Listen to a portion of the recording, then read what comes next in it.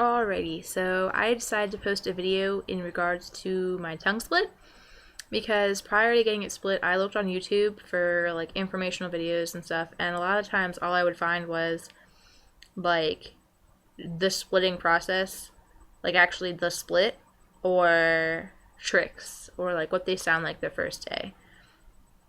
I, on the other hand, don't want to make a video about that. Obviously, I'm not going to post my actual split. My mod specialist, his name's Rev Decay, he does not allow recording of his procedures, which is fine. I don't really want to look at it. And I don't know, I just feel like there needs to be more informational videos, so I'm going to make one. I have been, a little background, I've been considering getting my tongue split for years, but I didn't finally actually commit to getting it split until about 5 months ago. I finally decided, this is what I want to do. This is, I'm going to do it. So, I had originally had my tongue stretched to an 8, but I had to take it out for work. So, we had to taper my tongue ring back open, or my tongue piercing back open, at a 14, and then every 3 to 4 weeks we stretched it up a size. And I was at a 4 on the day of the split. I'd been about a 4 for 2 to 3 weeks. I'm not sure, it hadn't been that long. A 4 is the smallest that my mod specialist will split at. He prefers a 2. I didn't get to a 2, but hey, gotta work with what you got. It just, like, I'm gonna try to explain it from how I understand it. Alright, this is your split tongue, okay? This is why you want it stretched. I don't even know what my hair's doing. So if you split the tongue, okay, split, and this part is cut, then this part's gonna want to go like this and go back together. Or you end up with stitches. Neither are fun. If this part is already stretched and it has scar tissue, and this part is split, then the chance of it going like this is less, because that piece is already healed and doesn't have the urge to go back together, is how I understand it. Rev, if I'm wrong, feel free to correct this if you watch it. So that's the splitting history. Probably, I want to say like a week before the split, I cut off caffeine. Week and a half. Caffeine can make you bleed more, so it's a good idea not to take any in. You don't want to bleed any more than necessary. I quit drinking 4 to 5 days prior to the split. And then, crap, what was I going to say? Oh, 2 days prior to the split, Rev suggested I go to, well, it wasn't really a suggestion, but I go to like a natural food store or like GNC and get Arnica. It's like a homeopathic, I think I said that right, yeah, all natural medicine. It helps with like swelling, bruising, bleeding, all that good shit. So I started taking one every hour. I got the wrong kind. I was supposed to get the dissolvable. I got the chewable. But, potato, does the same thing. So I took one every hour, give or take, for the 2 days prior to the split. It really did help. I didn't bleed as much during. The day of the split, I was to eat good meals, like good full meals the whole day. And then for lunch, in particular, food high in carbohydrates, and then natural sugars. So did that. No eating after 1. My appointment was at 2 o'clock on Friday. I got in there. I rinsed my mouth for 30 seconds with sea salt. Blech. And then he marked my tongue with the tongue ring in. Someone stood behind me and held my tongue with gauze, and then he split it with a scalpel with the ring still in. I did not watch because I didn't want to. I could feel it well enough. But from what I felt and what I understood, it was one cut on top, one cut on bottom, and then he cut back to the ring, and then the ring fell out. It was a little bloody, but one can expect that. It is a tongue. The tongue is a muscle, so there's going to be plenty of, I don't know, it's very vascular. It's going to bleed. So we packed that with gauze, and I stayed in the shop for probably about an hour afterward and continuously changed the gauze as it got soiled and put new gauze in. I was not allowed to talk for the whole first day. No talking, no laughing, nothing fun with your mouth. I didn't really want to, though, because it did hurt. The first day was a little bit hard. Because when I got home, I had to change the gauze, and it doesn't feel very good to change the gauze because you're literally pulling the gauze off of an open wound and then stuffing it back open, like stuffing gauze back in there. Which, if you ever had a paper cut and just continue to rub it, that's kind of what it feels like, but worse.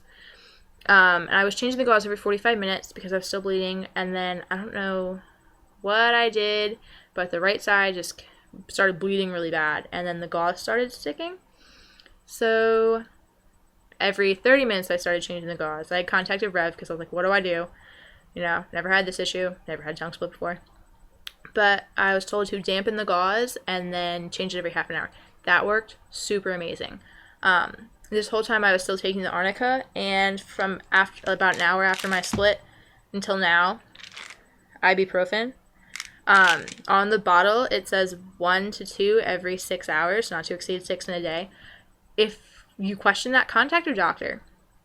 I contacted mine, and I'm allowed to take 4 every 5 to 6 hours. So if you question it, it's good to ask, because the bottle is just a generic dosage. It's not going to be the same for everybody. So make sure you do some research on that. So I changed the packing all throughout the day, no talking. The packing changing was probably the worst. I think the split probably was less annoying.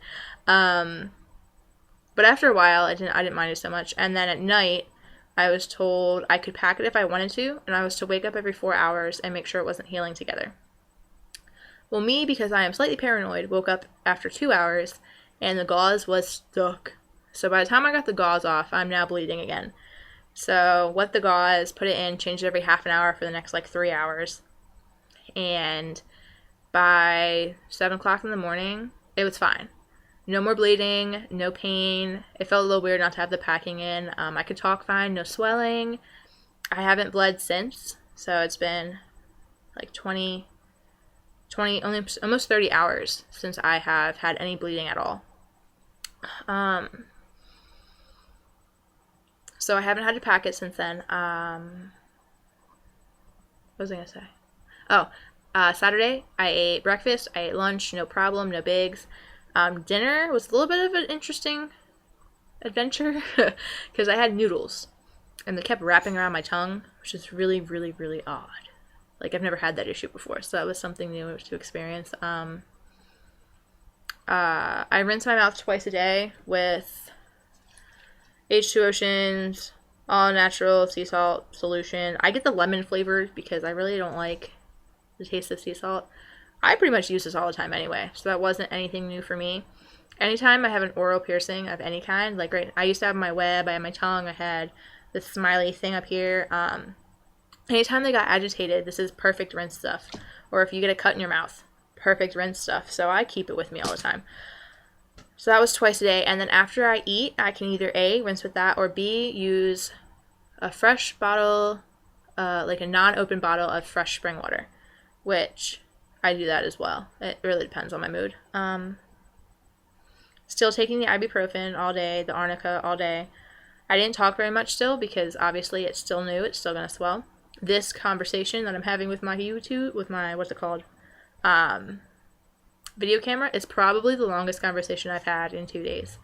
And then last night I woke up every 4 hours and I made sure it wasn't healing back together. I haven't had any issues with that. The swelling is fine. I'm under strict instructions not to play with it, which is really hard. If you get it done, you'll know the first thing you want to do is move it all around. But no tricks, no playing with it. None of that until it is healed. But other aftercare instructions, there's the rinsing, there's the ibuprofen and the arnica, and then no acidic foods, like no really acidic foods. So pineapple, not a good idea. No caffeine still, just in case I were to start bleeding, not a good idea. No soda, which isn't that hard either. No playing with it, no soda. No, obviously, no oral sex or open mouth kissing until it is healed. So like 2.5, 3 weeks.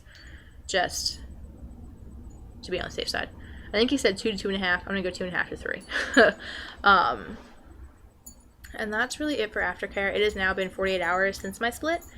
And I really have been having no issues with it at all. It is amazing. I love it. It's probably the best modification I have to date that I am so in love with. It's still a little bit tender. It's starting to scab. I think that's really about it. But overall, I cannot be more happy with it. Like, I'm in love with it. So in love with it. I don't know. I just love it. I'm guessing you're going to want to see it, so I'll show it to you real quick. I'm not really going to move it too much because I'm under strict no playing rules. But here's what it looks like.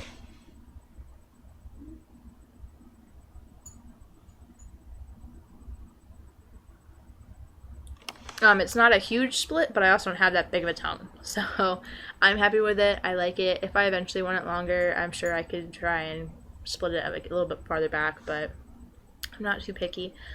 But overall, it's been an amazing experience. I'll try and post another video a couple days from now just to show you like how it's healing and how I'm talking. And eventually, I'm sure I'll post a video of tricks, but that's going to be a while down the road. Yeah, so if you're thinking about getting it done, just make sure you do your homework, make sure you research the shop that you plan on going to, and research the specialist. Like, just because someone says they can split a tongue, I know how to split a tongue, doesn't mean they should. You know what I mean? And for God's sake, don't do it at home. I saw a YouTube video of someone splitting their tongue at their house. Don't be that stupid, really.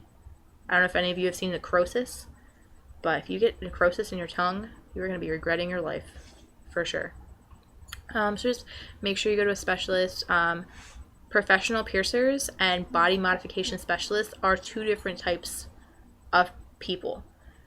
So make sure you go to the proper one, and make sure you go to a clean, sterile shop that knows what they're doing, you know, has done it before, is good at what they do. Again, I went to 717 to Rev Decay. Central Pennsylvania. Amazing, super amazing. He does pretty much all of my work. He's very knowledgeable, very nice. If you have any questions, he'll happily answer them. And he's honest. So if he thinks that you're off your rocker, he will tell you. And then tell you the exact things that you need done. He also does like magnetic implants, microdermals, all this cool stuff. So he's a great guy to check out. But yet again, make sure you go to someone you like and you trust and who's good at what they do. I'm actually going to probably put a link at the bottom of this video, like under the information thing, with the shop's like link, so that way you can go and check it out. And if you have any questions, you can email him or something like that. Yeah, just make sure you're well informed. And if you have any questions for me, feel free to ask. If you have any questions I can't answer, because obviously I'm not a professional, this is not what I do, I'm a client, you can always, like I said, get in contact with your local specialist and talk it out. It's a great thing.